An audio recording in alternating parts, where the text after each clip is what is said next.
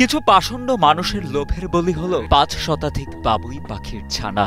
গাছ কেটে চোখের পলকেই শেষ হলো শত শত বাবুই পাখির বাসা। হত্যা করা হলো ৫ শতাধিক বাবুই পাখির ছানা ও ডিম। অথচ এই তালগাছটি দীর্ঘকাল ধরে ছিল বাবুই পাখির নিরাপদ আবাস।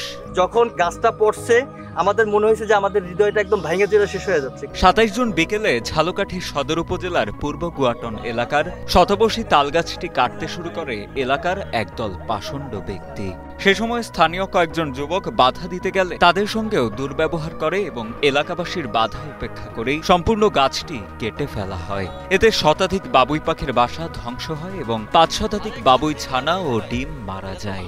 ঘটনাটির তীব্র নিন্দা জানিয়ে জড়িতদের দৃষ্টান্তমূলক শাস্তির দাবি জানান এলাকাবাসী। তারা গাছটি কেটে ফেলে এবং প্রচুর পরিমাণে পাখি আপনারা তো দেখতে পাচ্ছেন মারা গেছে এবং বাচ্চা পাখি বুড়ো পাখি আমরা রাত্রে কিছু পাখি ওখান দিয়ে আমরা আনছি বাসা, তখন জীবিত পাইছি তাদেরকে আমরা ছেড়ে দিচ্ছি। জানা যায় উপজেলার গুয়াটন গ্রামের মোবারক আলী ফকিরের মালিকানাধীন জমির পাশে সরকারি সড়কের এই তালগাছটি দীর্ঘকাল ধরে ছিল বাবুই পাখিদের নিরাপদ আবাস।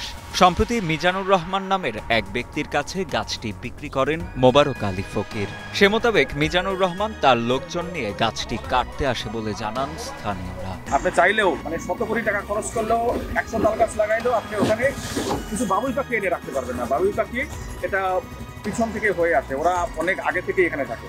ওখানে ওই যে তাল গাছগুলো, ২টা তাল গাছ, ১ বছর থাকে এই গাছটায়, পরের বছর থাকে ওই গাছটায়। আমি অনেক ছোট থেকে ওগুলো দেখতে আসি যে ওখানে আরো বড় বড় তাল গাছ ছিল এক সময়, ওই রাস্তা বড় করার সময় কেটে ফেলছে। সেই গাছগুলোতে বাবুই পাখি ছিল, লাস্ট ওই গাছটাই ছিল যে কেটে ফেলছে। সে এটা আসলে অন্যায় কাজ করছে।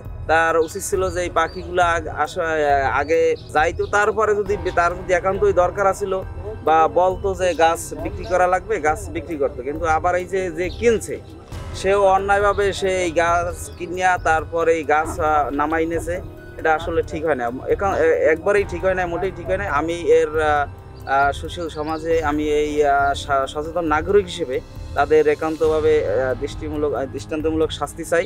এদিকে বিষয়টি সম্পর্কে অবগত হওয়ার পর বন কর্মকর্তাদের ঘটনাস্থলে পাঠায় সংশ্লিষ্ট উপজেলা প্রশাসন। ঘটনাস্থল পরিদর্শনের পর আইনগত ব্যবস্থা গ্রহণের কথা জানান ঝালকাঠি সদর উপজেলা নির্বাহী কর্মকর্তা ফারহানা ইয়াসমিন।